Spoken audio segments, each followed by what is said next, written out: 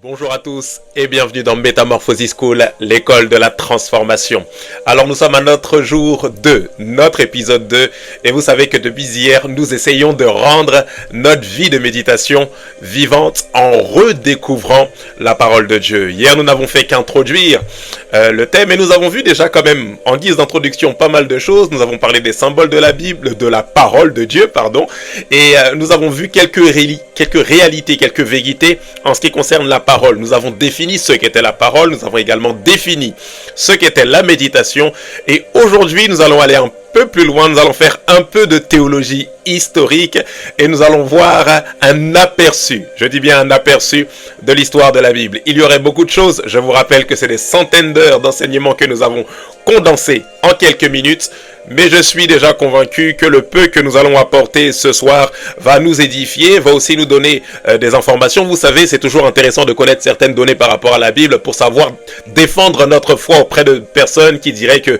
la Bible est falsifiée, la Bible n'est pas authentique, elle n'est pas d'inspiration divine, toutes ces choses que nous allons essayer de brosser durant les prochaines minutes. Avant d'aller plus loin, nous allons prendre le temps de rendre grâce à Dieu, étant donné que la matière de ce soir est vraiment abondante. Nous allons aller directement dans le vif du sujet. Père de grâce et d'amour, nous bénissons ton nom. Merci pour cet épisode 2. Seigneur, rends notre vie de méditation vivante. Notre vie de méditation de la parole de Dieu, de ta parole, rends-la vivante. Ce soir, enseigne-nous, dirige-nous conformément à ta volonté. Nous promettons de te rendre toute la gloire, Père, dans le nom précieux de Jésus-Christ. Nous t'avons prié. Que quelqu'un dise Amen, Amen, Amen. Avant de poursuivre, on prend le temps de partager la vidéo partout, sur X, sur Trend, sur Instagram, sur Snap, sur Facebook, sur TikTok, partout, parce que je suis convaincu que cette vidéo pourra édifier plusieurs personnes dans ton entourage. Aperçu de l'histoire de la Bible, le sujet est donné. J'aimerais commencer avec cette question, bien évidemment. Qu'est-ce que la Bible ? Qu'est-ce que la Bible? Pour entrer directement dans le vif du sujet, j'aimerais vous dire en premier point que la Bible est la révélation de Dieu indispensable et suffisante pour produire en nous la foi et vivre conformément à la volonté divine. Je répète, la Bible est la révélation de Dieu, indispensable et suffisante pour produire en nous la foi et pour vivre conformément à la volonté de Dieu ou encore à la volonté divine. Dois-je le répéter ou le dire d'une autre manière? La Bible est suffisante. Vous n'avez pas besoin d'aller chercher des révélations dans d'autres manuels, dans d'autres livres. Vous n'avez pas besoin d'expériences supplémentaires. Non, la Bible est la révélation à la fois indispensable mais également suffisante. Voilà pourquoi j'aime les propos que j'emprunte à l'apôtre Jean dans Jean chapitre 20, le verset 31 qui dit « Mais ces choses ont été écrites afin que vous croyiez que Jésus est le Christ, le Fils de Dieu, et qu'en croyant en lui, vous ayez la vie en son nom. » Ici, l'apôtre Jean ne nie pas que d'autres choses n'ont pas été faites par Jésus. Il dit Jésus a encore fait beaucoup d'autres choses.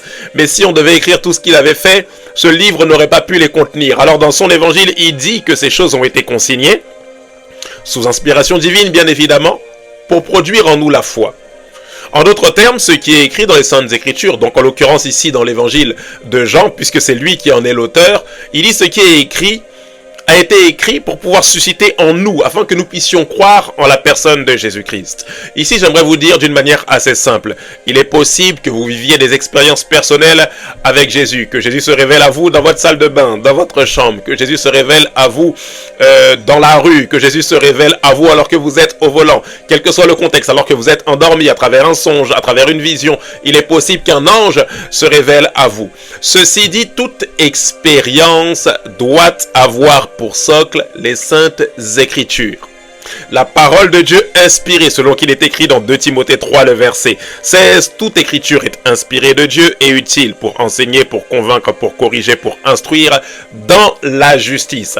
La parole de Dieu ici, en l'occurrence, la Bible, nous a été donnée afin de nous donner non seulement de croire en le Messie, mais également de vivre une vie qui est conforme à la volonté de Dieu.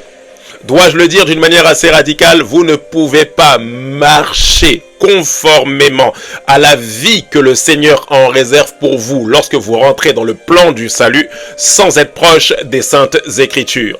Vous ne pouvez pas marcher conformément à la volonté de Dieu uniquement par expérience spectaculaire. Non, vous ne pouvez pas marcher conformément à la volonté de Dieu uniquement par songe, uniquement par vision, uniquement par prophétie. Non, non, non, non. Il vous faut les saintes écritures dans lesquelles sont consignées les doctrines bibliques qui vous aident à marcher ou qui vous apprennent à marcher en nouveauté de vie. La Bible pour un enfant de Dieu est indispensable. Vous ne pouvez pas vous passer des saintes écritures. Toute l'écriture est inspirée de Dieu, utile pour convaincre, conviction, utile pour enseigner, instruire, utile pour corriger. À travers les saintes écritures, le Seigneur nous instruit, nous enseigne, nous convainc, nous corrige. Vous avez absolument besoin d'une Bible. J'espère que vous avez une Bible chez vous. Si vous n'en avez pas, courez vite dans une librairie chrétienne. Vous ne pouvez pas carburer uniquement aux enseignements sur YouTube. Non, il vous faut les saintes écritures, Ancien, Nouveau Testament. Il vous faut l'ombre, mais il vous faut également la lumière. Il vous faut l'Ancien et le Nouveau pour comprendre le fil conducteur de la volonté de Dieu en ce qui concerne l'humanité. Vérité numéro 2, notez qu'être proche des Écritures, c'est être proche de Jésus.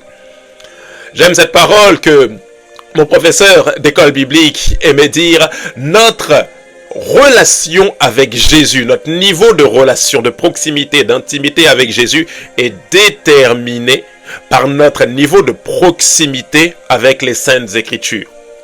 Une personne qui se dit proche de Jésus est automatiquement proche des Saintes Écritures qui sont la parole de Dieu. Pourquoi? Parce que la parole de Dieu est une personne. Et cette personne, c'est la personne de Christ. Alors, je ne peux pas dire que je suis proche de Christ sans pour autant être proche de la parole de Dieu. Je ne peux pas dire que je suis proche de Christ sans pour autant être proche des Saintes Écritures. Pourquoi? Parce que Christ est révélé à travers les Saintes Écritures. Rappelez-vous, votre relation avec Jésus détermine votre relation avec les Saintes Écritures, est déterminée par votre relation avec les Saintes Écritures, et votre relation avec les Saintes Écritures détermine également votre amour ou votre intimité avec l'Esprit qui a inspiré les Saintes Écritures.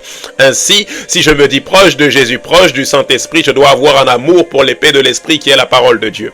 Je dois avoir un amour pour la Bible. Je dois avoir un amour pour la parole parce que c'est à travers la parole que le Saint-Esprit prend et me souffle l'épée à appliquer pour ma vie. Voilà pourquoi Jésus pouvait dire que le Consolateur viendra et vous rappellera tout ce que je vous ai enseigné. Ici, il est en train de nous révéler, de nous donner la définition du Réma. Il dit, le Saint-Esprit prendra de ce qui est à moi.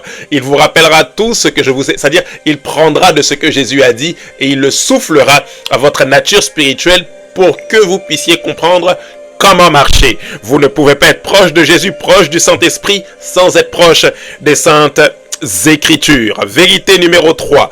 Être proche des Saintes Écritures, c'est se prémunir contre le faux.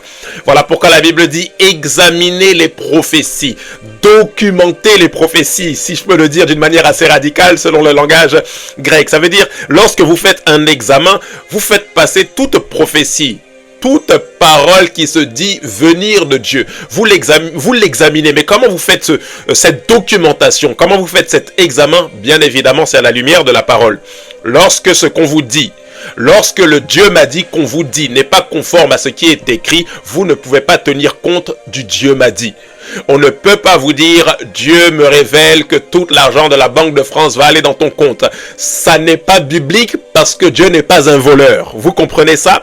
Ainsi, toute prophétie qu'on vous adresse, toute parole de connaissance qu'on révèle sur votre vie, tout discernement des esprits, toute parole de sagesse doit être conforme à l'esprit des Écritures. Allez, toute manifestation de l'esprit doit être conforme à l'esprit des Écritures.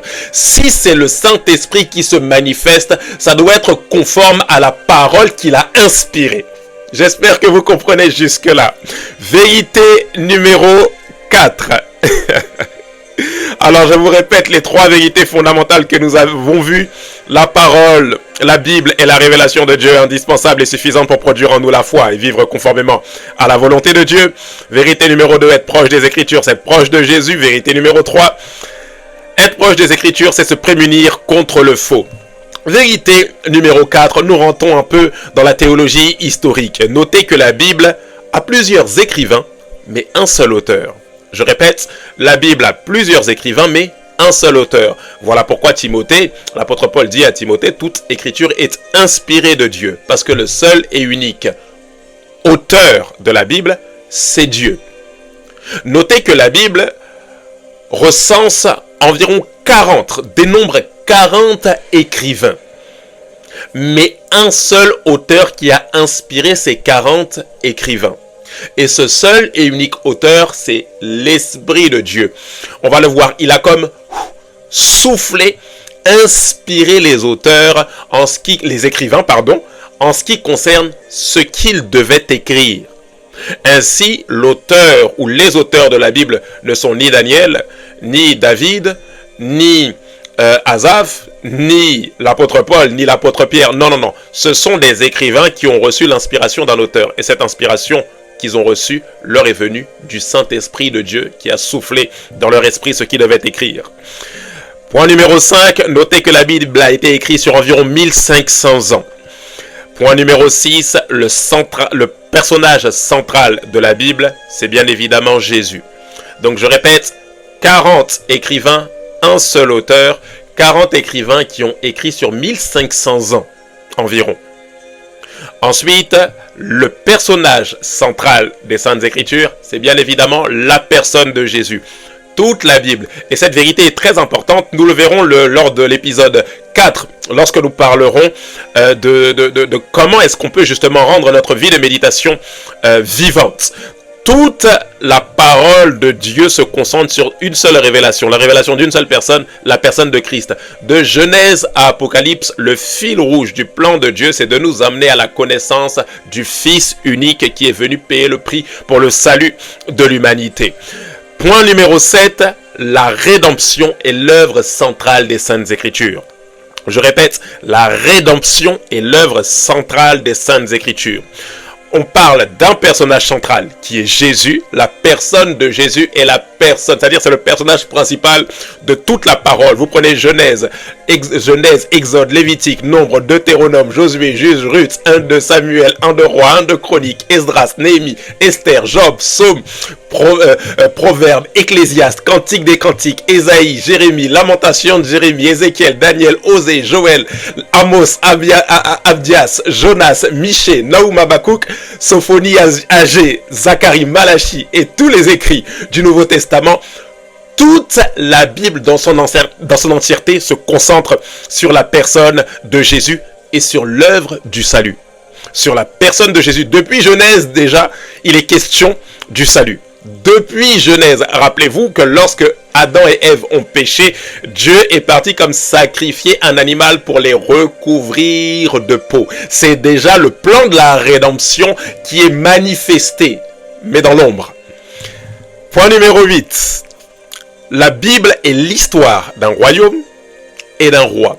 Je répète, la Bible est l'histoire d'un royaume et d'un roi. On le verra certainement lorsqu'on parlera du royaume de Dieu, mais la Bible n'est pas l'histoire d'une religion. La Bible, c'est l'histoire d'un royaume, donc un royaume qui a été perdu, un royaume qui a été retrouvé, un royaume qui a été restauré, un royaume qui sera instauré.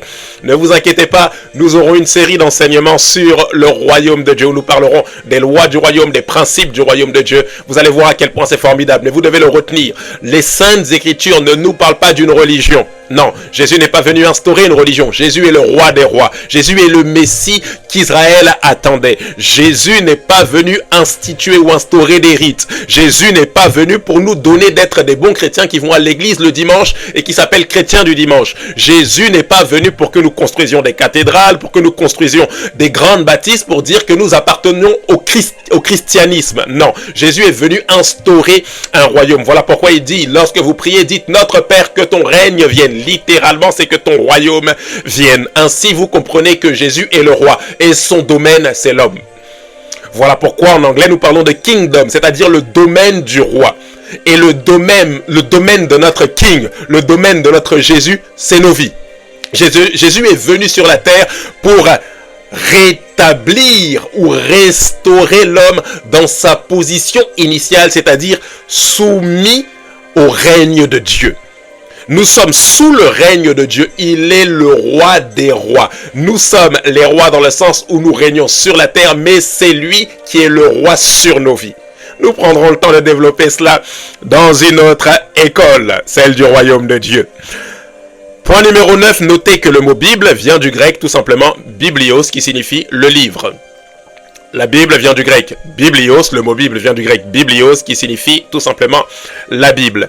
Les saintes écritures ou encore les écritures viennent du mot grec graphé, qui signifie ce qu'on écrit, ou encore du latin scriba. Ça vous rappelle quelque chose? Scribe, écriture, c'est de ces racines que sont sortis les mots que nous utilisons aujourd'hui pour parler des saintes écritures, que ce soit graphé, orthographe. Ça vous rappelle quelque chose, que ce soit scriba ou encore écrire. Vous voyez un peu, donc graphé en grec ou scriba en latin. Notez, vérité numéro 11, notez qu'il y a deux moyens par lesquels Dieu est passé pour permettre aux écrivains d'écrire.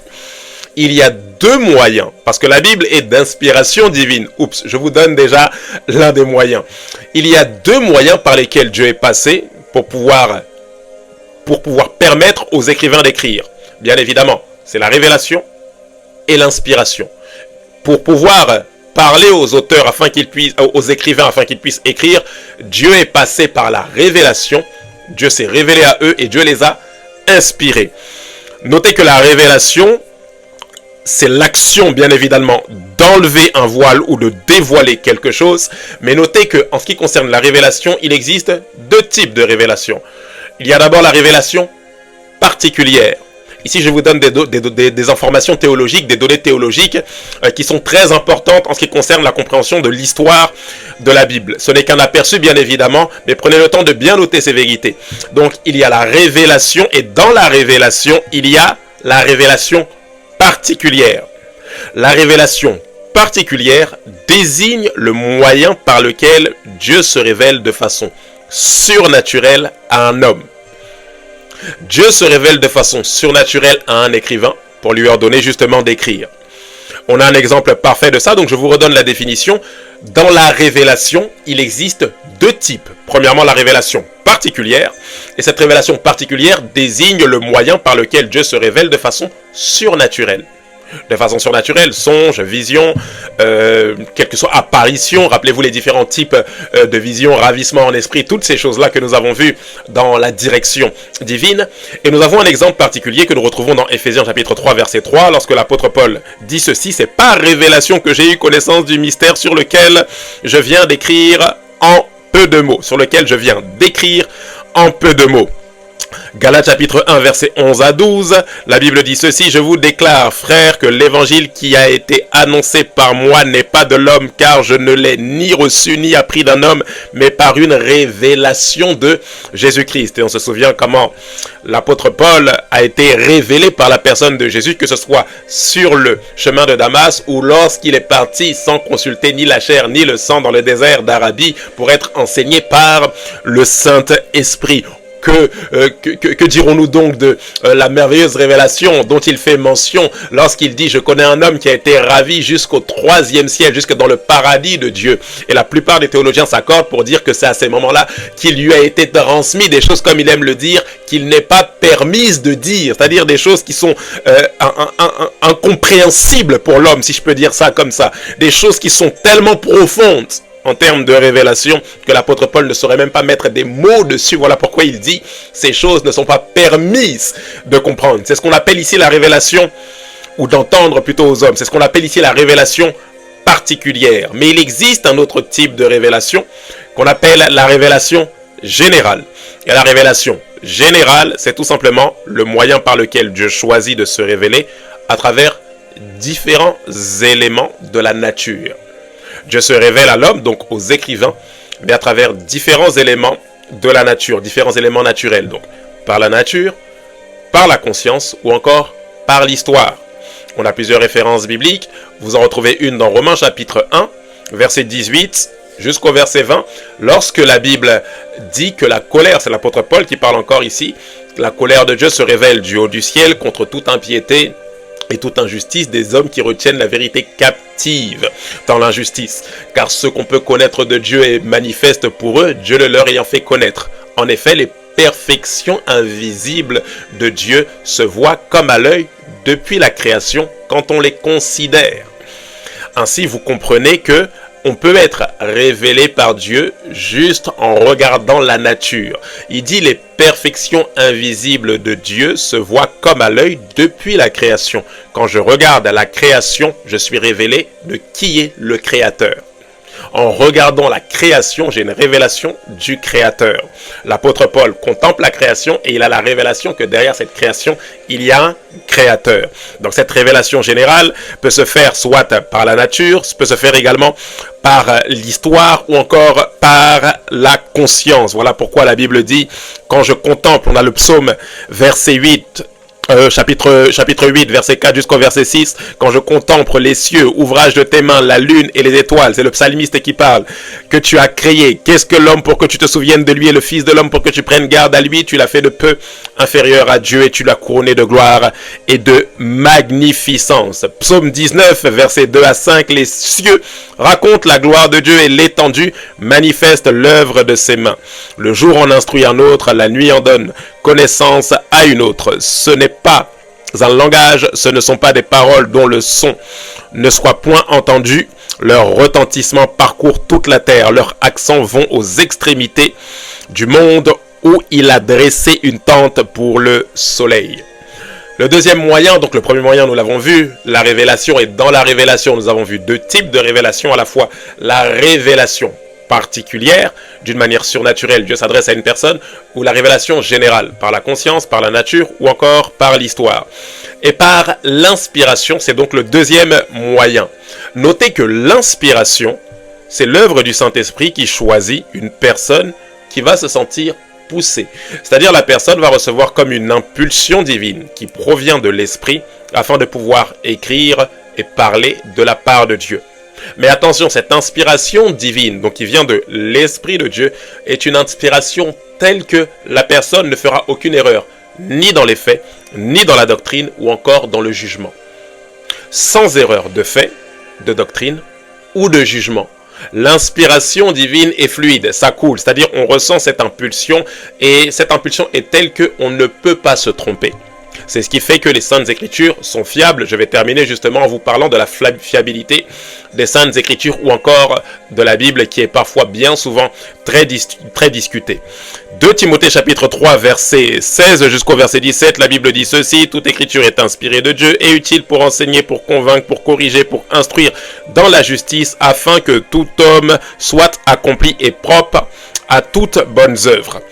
On a vu que l'inspiration était l'œuvre du Saint-Esprit qui exerce une impulsion dans le cœur d'une personne qui se sent comme poussée à écrire sans pour autant commettre des erreurs.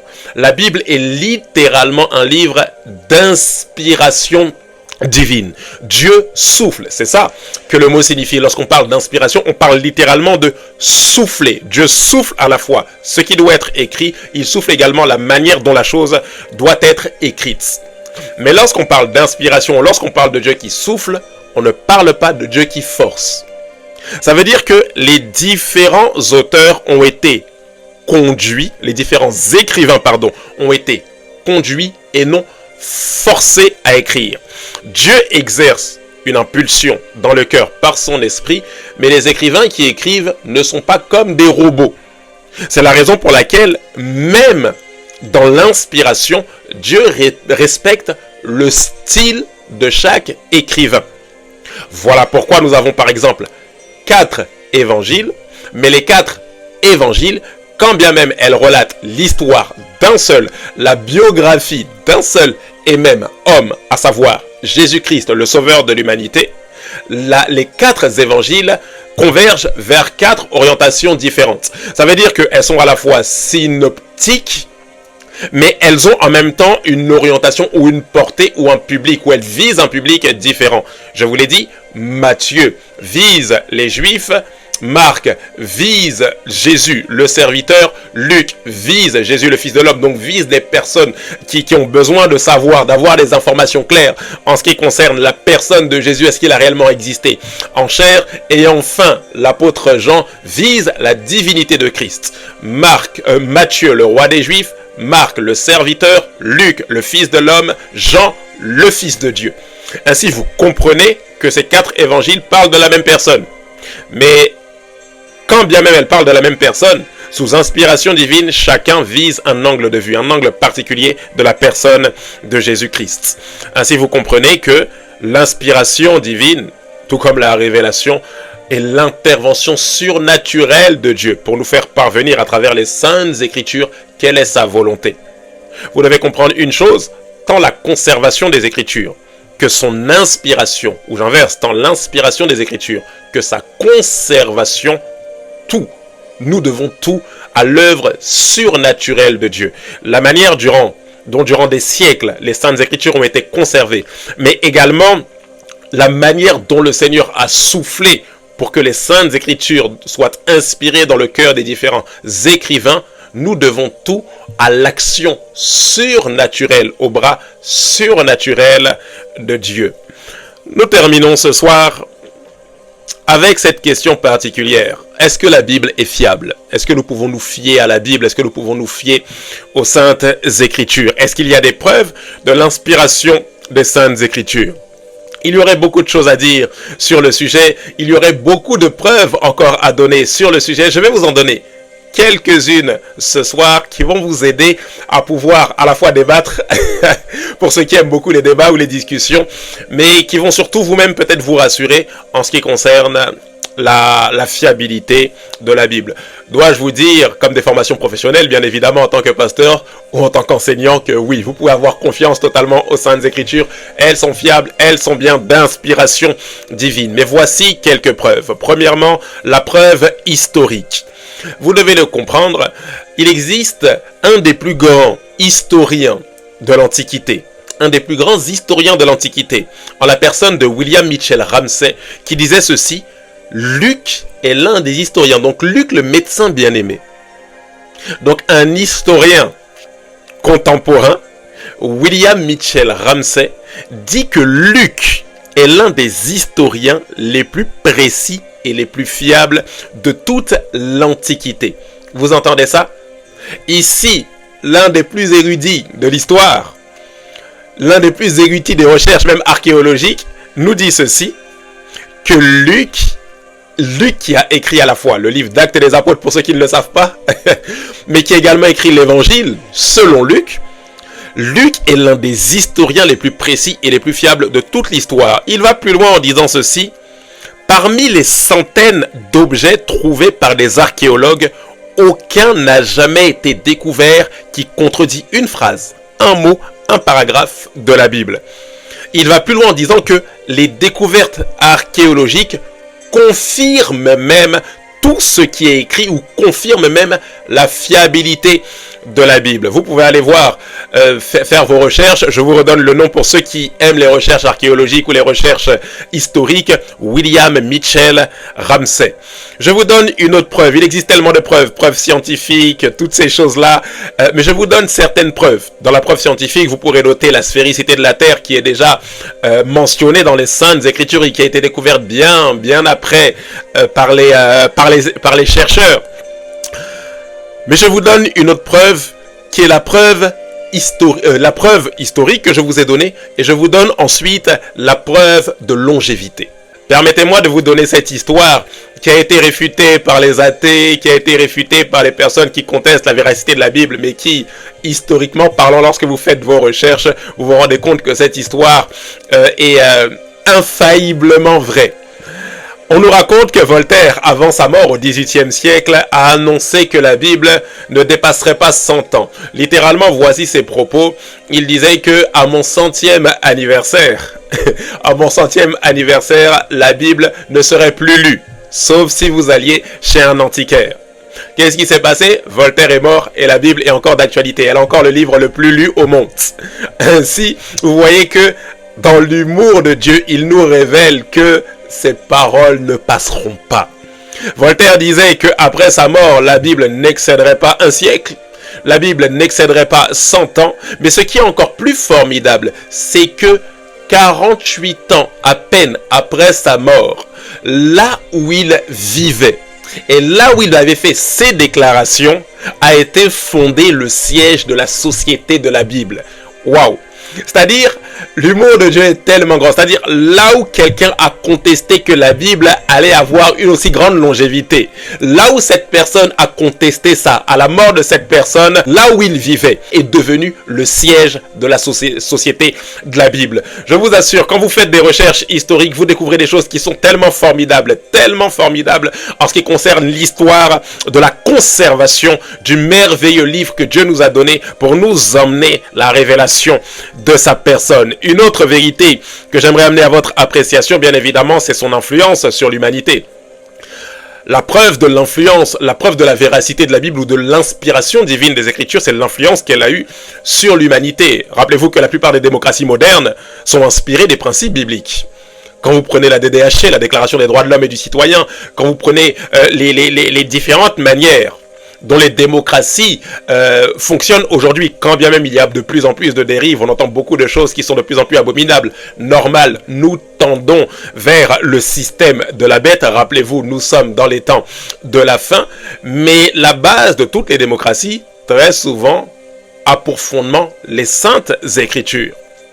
Ainsi, vous voyez que toute l'humanité, qu'elle soit chrétienne ou non, est dans une certaine mesure régie par les principes du royaume de Dieu. Une autre preuve qui est encore plus frappante est bien évidemment la preuve prophétique. Notez que plus de 300 prophéties sont accomplies. Plus de 300 prophéties des Saintes Écritures se sont accomplies. Permettez-moi de vous en donner quelques-unes, bien évidemment, nous n'allons pas toutes les voir, mais quelques-unes. L'une des prophéties qui s'est accomplie est celle prophétisée par Ézéchiel sur la destruction de Tyr, la destruction et la réduction à néant de Tyr. Cette prophétie qui a été déclarée par le prophète Ézéchiel en Ézéchiel 26, verset 3, s'est accomplie, pour ceux qui ont fait un peu d'histoire, par Alexandre le Grand en l'an 330 avant Jésus-Christ, qui a réduit à néant la ville de Tyr. Jusqu'aujourd'hui, la ville de Tyr est une ville déserte. Il n'y a pas plus de 3000 habitants à peine. La ville de Tyr a été littéralement réduite à néant. D'abord envahie par Nebuchadnezzar, qui est venu comme s'emparer de la ville, mais des années après, en l'an 330 avant Jésus-Christ, Alexandre le Grand va comme réduire à néant la ville de Tyr. On voit ici une prophétie qui est accomplie par le conquérant Alexandre le Grand sans qu'il se rende compte qu'il était en train d'accomplir une prophétie biblique. D'autres prophéties, ce qu'on appelle les prophéties messianiques, ont été accomplies bien évidemment par rapport à la personne de Jésus. Alors, en ce qui concerne les prophéties messianiques, c'est beaucoup plus facile. Pour savoir si ce que Jésus dit de lui-même en ce qui concerne les Saintes Écritures, notamment l'Ancien Testament, est vrai, il y a juste à comparer la vie de Jésus et les écrits de l'Ancien Testament ou ce que les prophètes ont annoncé. Rappelez-vous une chose, c'est 40 écrivains qui ont écrit sur plus de 1500 ans. Et entre la venue du Messie et les prophéties de l'Ancien Testament, il s'est passé entre 400 et 800 ans. Donc il n'y a pas de possibilité que les auteurs et les écrivains aient tenté de falsifier ou de contrefaire, etc. Non. Sur plus de 400 à 800 ans se sont étalés avant que le Messie vienne. Donc lorsque Jésus vient, il accomplit les prophéties sans falsification. Notez, Ésaïe 5, verset 14 nous parle de la naissance virginale de Marie. On parle également du trône de David qui va être donné au Messie. On le voit dans 2 Samuel chapitre 7. On parle du Messie qui sera rejeté par les siens. On le voit dans Ésaïe chapitre 53. Jésus a été donc rejeté par les siens. Confirmation prophétique. On voit que le Messie sera né à Bethléem. On le voit dans Michée 5. On voit que le Messie sera visité par des mages et présenté de cadeaux. On le voit dans Ésaïe chapitre 60. Prophétie confirmée lorsque vous lisez l'évangile de Matthieu. Vous voyez à quel point, notamment les prophéties de le livre d'Ésaïe qui est appelé littéralement l'évangile de l'Ancien Testament, parce que Ésaïe était tellement précis qu'on a l'impression que non, on va dire, mais il savait où il a vu Jésus, ou où il a vécu du temps de Matthieu, il a vécu du temps des disciples de Christ, parce que les choses qu'il décrit concernent tellement la vie de Jésus qu'on se dit, on dirait qu'il a marché avec Jésus. Voilà pourquoi le livre d'Ésaïe est appelé l'évangile de l'Ancien Testament par la plupart des théologiens. On nous parle du Messie qui irait en Égypte pour un temps. Rappelez-vous que lorsqu'on a ordonné que Hérode a ordonné que les premiers-nés soient sacrifiés, il a fallu que le Messie fuit. Il a fallu que Jésus-Christ, avec sa mère Marie et son père Joseph, fuient et partent. Ils sont partis en Égypte pendant un temps. Et vous voyez que cette prophétie avait été annoncée en Osée 11. Enfin, je vous donne une dernière, bien évidemment. C'est le lieu de naissance qui souffrirait d'un massacre. Le lieu de naissance, c'est-à-dire là où est né le Messie, à ce lieu-là il y aurait comme un massacre à ce lieu-là. Et c'est ce que je vous ai dit précédemment. Et vous le retrouvez dans Jérémie 31, Ici, on nous parle d'Hérode, littéralement. En Jérémie 31, on nous prophétise que il y aura un massacre. Et dès que Jésus naît, qu'est-ce qui se passe? Il y a un massacre. Donc on voit le massacre, Jérémie 31, on voit que le Messie va devoir fuir en Égypte pendant un certain temps. On le voit dans Osée chapitre 11. On voit que des mages vont présenter, en Ésaïe 60, que des mages vont présenter des cadeaux. Vous voyez ici 8 prophéties messianiques qui se sont accomplies par la personne de Jésus-Christ. Sans que les auteurs ne se soient consultés, en rapportant les faits de la vie de Jésus, il accomplit ainsi les prophéties qui sont consignées dans l'Ancien Testament. Mais je termine avec une vérité qui est encore plus fondamentale en ce qui concerne la fiabilité des Saintes Écritures ou de l'inspiration des Saintes Écritures. C'est que si vous voulez vous assurer que la Bible est bien d'inspiration divine, alors affrontez-la avec un cœur vrai. Il n'y a pas de plus grande preuve que la preuve par l'expérience. Pour savoir si la Bible est vraie, vous devez l'aborder avec un cœur vrai. Pas un cœur qui va, qui se dit oui, je vais la lire et puis, bon, de toute façon, je sais qu'elle est fausse. Non, non, non. Avec un cœur vrai. Approchez-vous du Seigneur. Approchez-vous des Saintes Écritures en disant, Dieu, tout simplement, si tu existes, et si c'est toi qui as inspiré ce livre, alors révèle-toi à moi. Avec un cœur vrai. Pas un cœur qui a déjà des idées préconçues.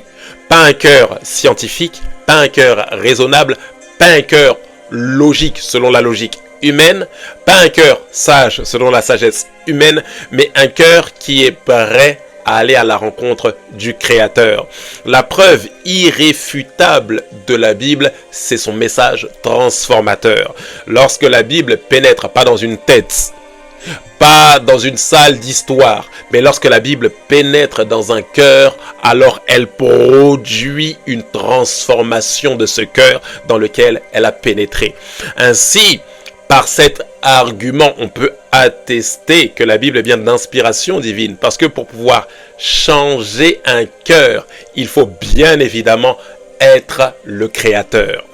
Vous comprenez ici que vous pouvez avoir une confiance totale dans les Saintes Écritures. J'espère que ce petit cours d'histoire ne vous a pas trop fatigué, que vous avez réussi à suivre le film du début jusqu'à la fin.